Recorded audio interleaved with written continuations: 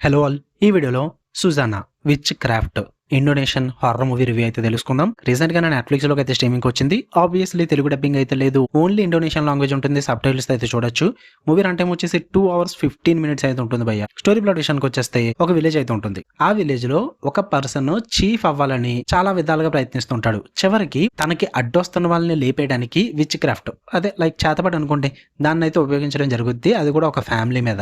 అసలు ఆ ఫ్యామిలీ మీద ఎందుకు ఉపయోగించాల్సి వచ్చింది, మరి ఆ చీఫ్ అయ్యాడా లేదా, మరి దాని వల్ల ఆ ఫ్యామిలీ ఎదుర్కొన్న ప్రాబ్లమ్స్ ఏంటి, వీటి చుట్టూ నడుస్తుంది ఈ సుజానా విచ్ క్రాఫ్ట్ అనే మూవీ. ఇక ఓవరాల్ గా నాకు ఎలా అనిపించింది అంటే, ఓన్లీ ఫర్ కిల్లింగ్ సీక్వెన్సెస్ అంతే. మీకు స్టోరీ పరంగా, ఆ రివెంజ్ విధానం పరంగా, సీక్వెన్సెస్, సెటప్ అంతా కూడా మన పాత ఇండోనేషియన్ మూవీస్ లో ఏదైతే చూసామో అవే ఉంటాయి. కొత్తగా అయితే ఏమీ తీసుకురాలేదు ఈసారి వీళ్ళు.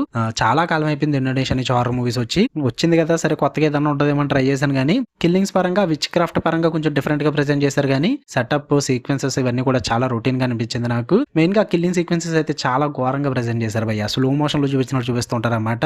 అంటే ఆ చేతబడుల వల్ల, విచ్ క్రాఫ్ట్ వల్ల చనిపోయే విధానం అదంతా కూడా అబ్బో చాలా ఘోరంగా చూపిస్తారు. మెయిన్ గా ఆ పాముల సీక్వెన్స్ ఒకటి ఉంటుంది, ఓడి అమ్మ చూడడానికి కూడా నాకు చాలా డిస్కస్టింగ్ అనిపించింది అనమాట. చాలా క్రీపీగా ఉంటుంది, అదంతా కూడా గోరు ఎక్కువగా ఉంటుంది. సో వాటి పరంగా డిఫరెంట్ గా అయితే ప్రెజెంట్ చేశారు. అవి కొంచెం ఎఫెక్టివ్ గా ఉంటాయి. అండ్ మూవీ అట్మాస్ఫియర్ కూడా సెట్ చేసే విధానం చాలా బాగుంటుంది. అట్మాస్ఫియర్ కానీ, అండ్ ఆ డార్క్ మూమెంట్స్ కానీ, అండ్ ఫారెస్ట్ లో కొన్ని సీన్స్ ఉంటాయి, అవి కానీ ఇవన్నీ కూడా చాలా ఇంట్రెస్టింగ్ గా ప్రెజెంట్ చేస్తారు. అవి కూడా బాగా వర్కౌట్ అవుతాయి. ఇంకా విచ్ క్రాఫ్ట్ అయితే ఘోరంగా యూజ్ చేసుకున్నారు భయ్య, వివిధ రకాలుగా యూజ్ చేసుకున్నారు అన్నమాట. అసలు లాజిక్ కూడా పట్టించుకోరు. ఇంకా విచ్ క్రాఫ్ట్ కదా, ఏం చూపించినా నమ్ముతారు అన్నట్టుగా చాలా బాగా ప్రెజెంట్ చేసుకున్నారు. ఇక నెగిటివ్ విషయానికి వచ్చేస్తే, స్టోరీ అయితే ప్రెడిక్టబుల్ గా ఉంటుంది. స్టార్టింగ్ నుంచి ఎండింగ్ వరకు మొత్తం ప్రెడిక్టబుల్ గానే ఉంటుంది. ఎందుకంటే ఇలాంటి మూవీస్ మనం ఇండోనేషియా ఆర్ థాయిలాండ్ మూవీస్ చాలా చూసేసాం. సో అందుకే కొత్తగా అయితే ఏది అనిపించలేదు నాకు. సర్ప్రైజింగ్ గా కూడా ఏది లేదు. చాలా ప్రెడిక్టబుల్ గా, చాలా అవుట్డేటెడ్ గా వెళ్ళిపోయింది. అదే బిగ్గెస్ట్ ప్రాబ్లం ఈ మూవీకి. అండ్ అలాగే మధ్యలో డ్రామా అయితే మామూలుగా సాగదీయలేదు. 1.5 hours అయిపోయి ఈ మూవీని 2 hours 15 minutes స్ట్రెచ్ చేశారన్నమాట. చాలా చిరాకు వచ్చింది, చాలా బోరింగ్ అనిపించింది కొన్ని మూమెంట్స్ అయితే.